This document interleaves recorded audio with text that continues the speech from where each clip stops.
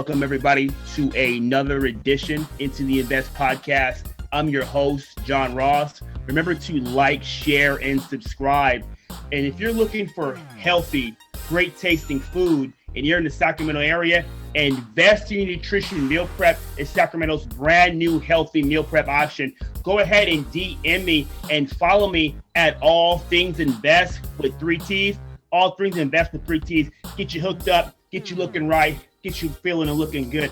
Now, my next guest that I have the pleasure of speaking with is somebody I know personally.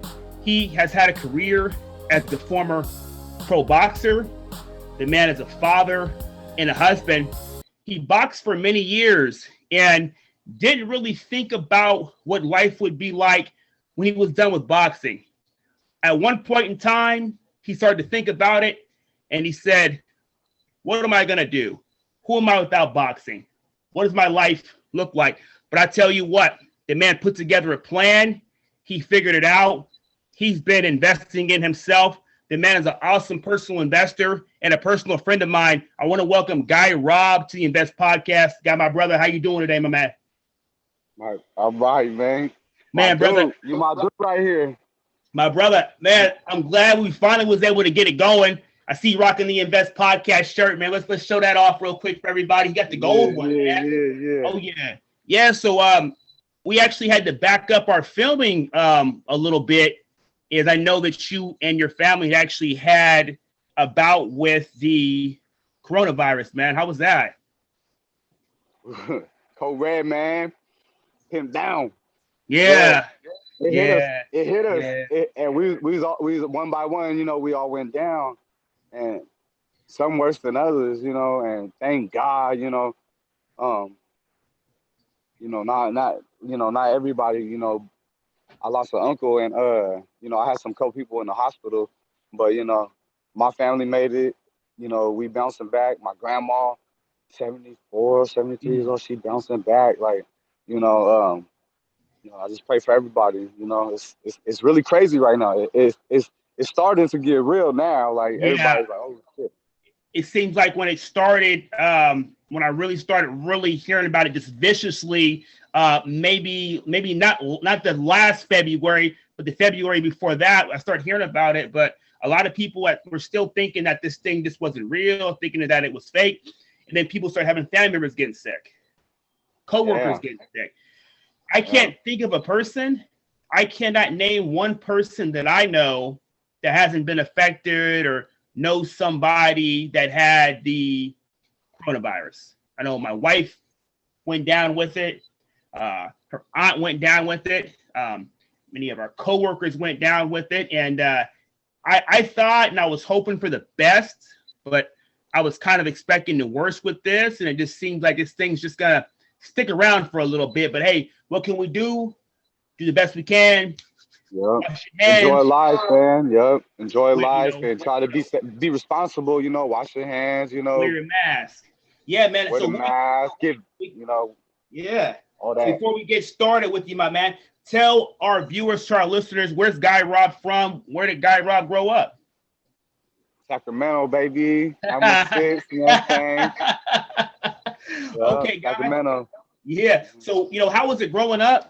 How was Guy Robb's childhood and what kind of brought you into boxing? Was anything in your childhood that brought you into that? Did you like to fight when you were younger? Like, what got you into boxing, my man? Yeah, we would scuffle and we boxing on, around the neighborhood, on the side of the house or at school, there'd be scuffles and I was just always in sports. Right. Understand, like from 5 years old to 27 years old, I might have quit 2 years. I didn't play sports. I was always in sports. So, it started off, baseball, soccer. Then football, baseball, football, took over football. Then I kicked off the football team. Okay. JV. Okay. JV. And so then I wasn't doing nothing for like the first time. I'm like 16 and, so I'm just fucking around. And my dad, he said, let me show you the Ray Woods. Let me introduce you to Ray Woods. And I'm like, who's Ray Woods? And Ray Woods is Chico Corrales' dad and trainer. Okay. You know, and you know he's from the neighborhood. You know what I'm saying? And he's a world champion, Hall of Famer, legendary. At that time, not as much, but he was on his way. You know, so you know I was kind of like, let me see what's up. You know, because it's what I did. I always did sports. So Right. I went down there, man, and Ray became my boxing dad. Like I spent the next, 10 years, 9 years with him. Every day, every day, every day, every day, every day. Every day, every day. And we just went on a fucking sprint. We just we just dove into shit. How old were you when you actually started that journey with him? 17. And 17. Since you were always in the sports, you were always active. When you spoke to him and you started getting in there training, did it just seem like natural? Did it seem like maybe this is something Guy Robb should be doing, or did you kind of like it, I don't know. So like boxing is strange, right? Like boxing, like you hire someone to boss you around, basically. Yeah. Like not basically. That's like when when you're more and later down the road. But in the beginning, somebody is putting in work with you. You know what I'm saying? And we just build a relationship. And he's about the boxing shit. So he introduced me to a boxing world. You know, he introduced me to something, and we just trained and we fought, we competed, we trained and we competed, and that's what we did. Like we always competed, and just things just doom, doom, doom, doom. And next you know, it's like, all right, look, this is how I summarize my boxing shit. Look, all right, check it out. Now I'm saying I'm summarizing like at first, you know what I'm saying, I started knocking motherfuckers out, right? Amateurs. Okay. Then I turned pro and I started TKOing motherfuckers, and then a little bit into it, then I started getting TKO'd and shit.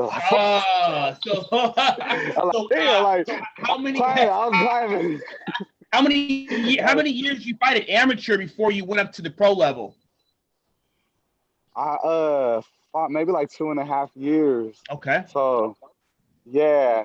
So things happen. Everything went so bam bam. It's like God put me in, like everything, like the timing of everything. Like, so look, I started boxing 17.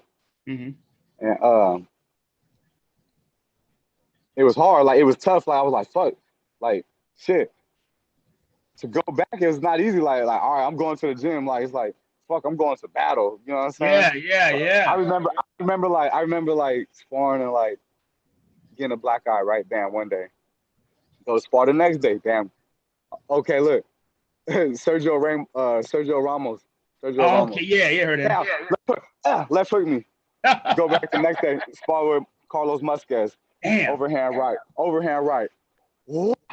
Overhand right. No joke. You gotta keep going back. Matter of fact, Carlos Musquez, check this out. Carlos Musquez is my old sparring partner, and he knocked down who did Pacquiao just lose to? Ugas? Pacquiao just lost to Ugas. Yeah. So my sparring partner fought Ugas back in the day, and he knocked him down. He ended up losing the fight, but he knocked him down though. Well, even be able to say that is something though. Yeah, you know what I mean? And now he beat Pacquiao. Ugas beat Pacquiao. Yeah. Yeah, man. It was weird. It's weird. So like when it goes boxing and training at camp, it's like war. Because I remember speaking with Alan Sanchez. He was kind of like telling me pretty much the same thing. And I know you got a little bit of like an Alan Sanchez story, something in San Diego, right? San Diego. Shout out Alan Sanchez, man. So let me think about that. So I'm like 5-0 or 6-0, right? And I'm still I didn't get for real until I lost. Then I lost. Then I started getting for real about boxing. Like I trained like for real. But like when I wasn't training, this and that. But they call me. I'm training like I always train, and I'm living decent though. I'm living decent, you know what I'm saying? And they called me on Wednesday and they said, hey, Rick calls me on Wednesday, or was it Ray calls me on Wednesday? Hey, we got a fight for you. It was fucking Repo. I was like, yeah, what's up? Let's do it. Like, cause that's all we did. We compete. We train. Yeah. We compete. Always ready. He's like, all right, so the fight's on Friday. I said, this Friday? Yeah, this Friday. Okay. He said, you fly out tomorrow. Oh I my said, I fly God. out tomorrow for the weigh-ins, right? Yeah. So I'm like, well, what's the weight? And he goes, well, 130. And I fight 130, 125. Why would I fight 130 at that time? And he goes, I was like, I don't know what I weigh right now. You know what I'm saying? I was probably like 138 or something like that, 137, I think. And I told him I jumped on the scale because I have a scale right there. I jump on the scale. Like I'll come in at 135, like no problem. Because I don't know about losing weight at this time. I don't know about Oh, you eating. about I don't know cutting. about Yeah, how to nutrition. cut. I don't know nothing. I don't. Right. I'm dehydrated. I'm malnutrition. I don't know nothing at this point. Mm-hmm. So I'm like, I weigh 135. I think I could make that. He says, all right, let me call you back. Call me back. It's good.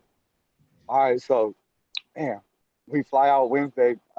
The next day we go to weigh in. Bam, make weight. So we Whoa. find out who we're fighting. We're fighting the Bronco. What's his name? Bronco. Pablo. Damn, I really need to remember his name. Armenta. Pablo Okay. Armenta. And the reason why I need to remember his name is because um, he like. All right, so look, I'll tell you the story. So I'm kind of find out I find Pablo Bronco Armenta, and he's Okay. from San Diego. So I'm going to San Diego for the first time. I get on Oh, the wow. flight. Bam. Ooh. Okay. Cool. It's cool. Whatever. I'm getting to travel. You know what I'm saying? Let's go travel, son. And then I'm fighting Pablo Armenta. I'm like, I don't care who I'm fighting. He's the hometown fighter, and he's Yeah. undefeated too. We're like the same record. I think he was 5-0, or I was 5-0, and the other person was 6-0, 6-0. Whatever. So I'm going there, and then I find out that, and I'm like, all right, okay, all right, let's do this. Let's do this. Like I'm Common. ready for the challenge. I'm ready for the challenge, but I'm ready to go for battle. Because that's how we train. Ready. That's how we do it day by day. So then bam, it was all cool. The weigh-ins was cool, and then the fight comes, and ding ding, first round. He comes and jumps. He comes. Well, no, he's a little aggressive, but he's being careful. But he hit me with like something like a jab or like something like you know. And for some reason, like it did kind of like stumble my leg. My leg tweaked, right? But I was good. Ooh. I don't know. It's strange, it was your body or whatever. I don't know. Yeah, And, yeah. so he came and jumped on me, and when he came and jumped on me, I remember I hit him with an overhand right. Came with a left hook. Came with a right. And I heard him when he came to jump on me. He ran into the overhand right, and so Okay. I heard him. He kind of like buckled, and then after that, you know, I put it on him. Like, you know, Mm. I put it on him. Whooped So his round ass. after round after round after round, and then so we're in his hometown. Yeah, they My like that family shit that came. much. No, that. I got a 2-year-old. My son's 2 years old, I think, at that time, and my wife and my grandma. My grandma rode, and my cousin. One of my cousins, he rode with me, and my dad. Was And okay. okay, so the fight's over, and I know I won, but I don't know if they're gonna give it to me because I'm telling you, it was a beat down. Yeah, And yeah. but he ain't no punk though. He ain't no punk, you Mm. know. But I came to die or to You was kill, ready, yeah. You was on it. You was ready right there. and Yeah. and so I won the fight. Bam! I won the fight, man, and all the fucking crowd. And I hear him all during the fight, but it's like to me, it's like I'm feeling it. Like it You gives me zoning right energy. out. Yeah, yeah. Yeah, it gave me energy, and it was the complete opposite when I'm in my hometown. Yeah. So when you're in your hometown, all that energy is kind of like tenses you. You gotta relax. But I was Okay. out there, I was feeding off that they're against me, and for some Yeah, reason I yeah, was feeding yeah. off it. But then I started realizing, how serious it could get out there. And I Yeah. had problems with this in my fights. As fights go on, I had problems with in the crowds, and I was always worried about my people in the crowds and Going to their my stomping family. ground. You got a couple people there, and they got hella people there. It can get ugly. Boxing is like it gets like tense, like it Right. gets like yeah. But so we're leaving the ring, man, and people started, back to the San Diego fight. People are like, I feel like energy, like, and I know the people are crowding around us, but I could feel the energy. Like I feel like they about to fucking like start swinging on me. So I go back. I have to go back to talk to the doctor in a little tiny room, right? And a bunch of people is looking in the room, like in a little door. There's all kinds of motherfuckers, and I don't know these people, and they're mad, and they're mad, and they're Yeah, talking they're shit, mad. Ugly face. yeah. And then so then we got to leave that little doctor's room, and then we start walking out, and they start surrounding us You again. gotta go past that crowd. Yeah, we got to go Oh, through and it's a little hotel. It's not a big hotel room. So oh like, God. I'm sleeping in there and everything. And my family's all there. You might not be sleeping there. Oh no. So we're going back to the lobby, and somebody, I remember, I started jogging. I don't know, my body just started jogging. Like I didn't feel comfortable. I started jogging, and we all started moving. And somebody kicked my manager in the ass. Damn. Somebody kicked me in the ass. Oh man, it was crazy. And anyways, so Ellen Sanchez, the reason why this is when I had seen him around. I had been like on a couple cars with him, but this is when I started. That was my dog after this, because my dad had told me that he was on the side of the ring. He was ringside, because he'd be in San Diego and shit. Like, And so he was there, right? And he's from he trains out of Fairfield, so he's like, like 40 minutes away, 30 minutes away from SAC, So, in the boxing world, you get kind of like it gets like that, And anyways, he told my dad, he like, don't worry, I got your back, right? I said, hey, and my dad told me that, and I was like, wait, who told you that? And he was like, Ellen Sanchez. Like, Ellen Sanchez, the boxer? The boxer? He's like, yeah. He said, don't worry, we got your back. And he said that that Ellen Sanchez walked with him, like when we went through the lobby and shit, that he kind of came with us and shit. Yeah, it was kind of crazy, but nothing happened. Nothing happened. It was cool. It was just like, but it could have been bad though. Hey, so let me ask you. So with you boxing, with you having your career and stuff like that, like I know at some point in time of doing that, your priorities started to change. You started thinking more about family. You started thinking more about what am I gonna do outside of boxing? When did that come to you? When did you start? Was it your last fight? Were you still kind of fighting when you started thinking about it? Were you on a layoff? When did that come to Guy Rob's mind? Like, I got to figure some shit out outside of boxing. What's going to be my next career? Because pretty much from you're 17 until then, your job was to be a fighter. You just knock heads off, right?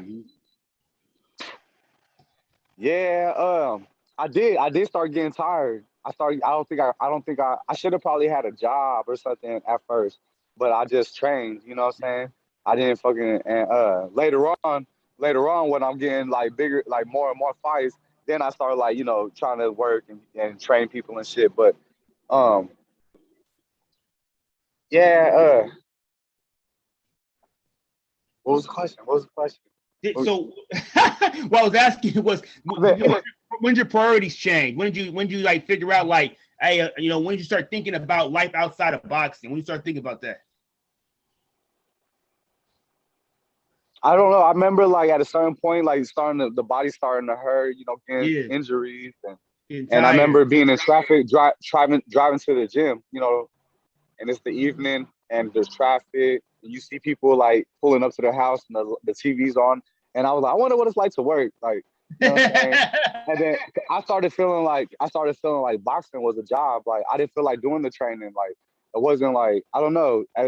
But I was like at a certain point, like I can't just quit. Like I got to see, I'm gonna see how far I can go before I quit. Like, but I had started losing interest at it. I don't remember at what point, but it's still, my priorities still didn't change. Yeah, that was like gradual. That was very gradual because boxing was sort of like therapeutic, mm-hmm. And so it was, the priority was me. Yeah. And then at a certain point, I feel like maybe the therapy might have fucking started paying off. Maybe, maybe I started working some things out, and maybe that's why I started losing interest, or something, or maybe my body was just tired. But either way, my mind started shifting. And then, then new things popped up for me. New things just, and I was just fluid, I guess. I was just kind of like, like things would, things would pop up and I would jump on them. Mm-hmm. And like the job that I got, you know. The first Yeah, job I so got with maybe, you. yeah, let's talk about that. So I would say, maybe you got a boxing at the right time. Some people stay too long, and then some things are maybe messed up with them later on, and the head things go bad. Maybe they stay too long. So yeah, I Yeah, remember yeah. you came to work with me at the rice mill. Your cousin that got you the job, but I remember prior to that, you were saying something about you were a little nervous about going to work, kind of like, I want to say like a civilian job, like a regular person's job, because prior to that you didn't have a lot of experience really like dealing with people. I mean, your coworkers were the guys you were beating up, right? Um, I wouldn't put it that way because that's not how I put it. But Okay. when I was boxing, I was just real like I was only around my family Right. and I was only around my boxing family, Mm-hmm. you know, for like 10 years. Right. Like, You're real 9 years. isolated. And then after you start being a little successful at boxing, you know, everybody loves a boxer. Like everybody Mm-hmm. respects a boxer. Like, so there was a lot of, people and I was just unexperienced basically with Mm-hmm. dealing with personalities and characters and things like authority and things like that. So you would say that, like, pretty much, that job, that position, it kind of helped you with your people skills. It helped you a lot as far as your growth and development. And then it kind of helped you to get to the next level of where you're at now, because you didn't stop there. You made it. You're a production line operator for a number of years. You're really good and successful at it. And most people would have stopped. Most people would have said, you know what? I'm good where I'm at. I got a stable job. What's really stable, what's really solid? And you decided to keep investing in yourself, and you took that leap to put into yourself and go on and do your electrician training, man. So like with that, I knew you kind of thought about it for a little bit, but I remember you mentioned it to me and you were like, I'm gonna do it. I'm like, bro, go for it, jump on that. I think if you had 10 people that were given an opportunity, maybe one or two would take that jump. Most people wouldn't walk away from something they know is for sure. So just talk to me about that mindset, about you being a personal investor and man, and doing that, bro. And what made you take that leap, brother?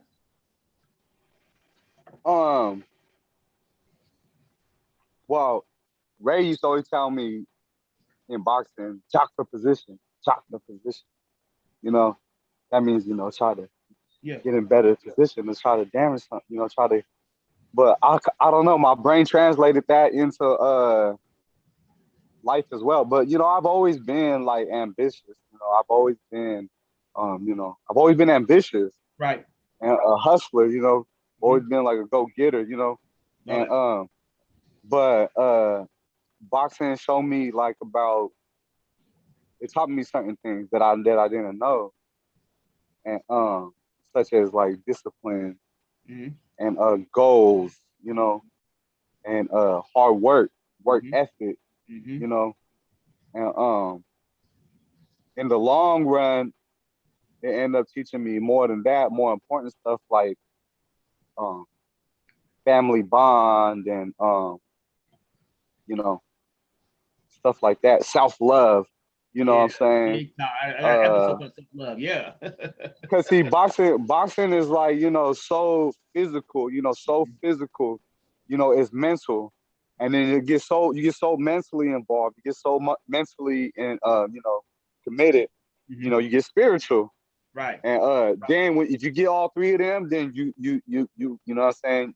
You might be untouchable. You should be Right. untouchable. You get all three of them together, you're untouchable. That's Okay. being like 100% in sync. Mm-hmm. And that's being rich. That's Right. being rich. Mm-hmm. That's wealth. You know what I That's mean? real. You can get all three of them. Nice. So what's Guy Rob up to nowadays? I know you're doing your electrician training. You started off as an apprentice. You've been doing that for a minute, brother. Going up. How's that doing? You've been swimming in that pool, man. I see that nice pool behind you, my brother. Get over there sometime Yeah, and hop up in that bad boy, man. It's nice, man. So what's going on with you, yeah. man? How's the job going, brother? It's going good, man. I work in day shift, Yeah. that was part of the reason why I was kind of unhappy at Yeah. Farmers Swing. Life. Because Yeah. I kind of knew I was like, I'm probably locked in right here on swing shift. And at swing shift, I only see my son for like an hour a day. In the Yeah. morning, I'll wake him up and take him to school. and then that was it until the weekend. And I kind of didn't like that. Yep. And also, you know, I didn't expect like this thing that I'm doing now. It's like a seed that I planted, you know. I filled out the application. Well, I first, to be honest with you, I can't just say that I did it all on my own. I seen my cousins being an electrician for years and years. And then I see my next cousin become an electrician and just start doing it all of a sudden. Yeah, right? yeah. And I was like, he just did that shit all of a sudden. Like, shit. Maybe like, I should be an electrician. Why I don't be an electrician all of a sudden? I was like, shit. And I don't have no work skills or nothing. Like, you know what I'm saying? Like, I didn't really have no discipline. Like as a kid, like I left from sports, but like, I didn't cut the grass really that much. You know what I'm saying? Like that should be fucking, like it could be however. I didn't go out there and clean this like like the stuff I'm teaching my kids, you know, like they going out there and they doing the yard work. They learning how to clean the pool, like, you know what I'm saying? I guess I didn't get bossed around enough, but I got bossed around in sports. So I had that little bit of that discipline. No, that sport. A little bit of discipline. I think if you didn't have the sports, things might have turned out a little bit different. I think the sports really helped to give you some structure that at the time you probably didn't see it, but probably playing a big role into your success now in your adult life. This is why I believe, because the discipline we're talking about, the sports and the discipline. Right. Discipline is power. It's power, like power, mental power. Most definitely. You know, discipline is mental power, and once you understand that, and once you can gain that, then you're strong, man. Like you're powerful. And I tell you the same thing. You know, it's a mindset. It's in the mind, you know. Right up in here, the muscle is the muscle, but this right here is what fuels the muscle, and that's what makes people get up and grind, get up and go to work, get new career paths and new things and bet on themselves and invest in themselves. It's all about mindset. Guy Rob, man, it's been awesome having you on the Invest Podcast. Any parting words to any people watching the show that may want to take a leap? They might want to try something, but they have their stability over there, but they want to take a jump. They might want to start a business. They might want to do some new training. Any parting words for those people to kind of convince them that it's okay to invest and bet on yourself? You did. Yeah.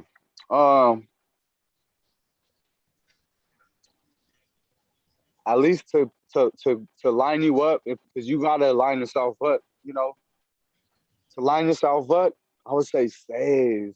Try to get in a position to save. Okay. Save money. Like don't spend all your money. And if you can't save, then you need to do something else. You need to save. And then, because if you have a stack, then you have options. Yeah. And that should be the goal. And as long as you think about that shit, as long as you obsess about it, you're gonna jock for position. You gotta jock for position.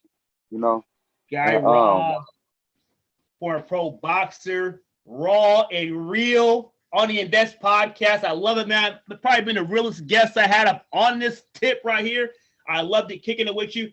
Look forward to seeing you soon, man. Enjoy the rest of your night, my brother. Maybe get in that pool. We talk real soon, man. Have a good one. Guy Rob on the Invest Podcast. Remember to like, share, and subscribe. My brother, though. Can I put an order in? Oh, yeah. Okay, yeah.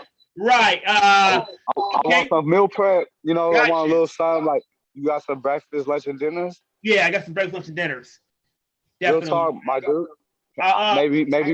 Maybe 2 days of breakfast, lunch, and dinners. Okay. Real talk. I want to try it, my dude. Okay, I'll text you tomorrow.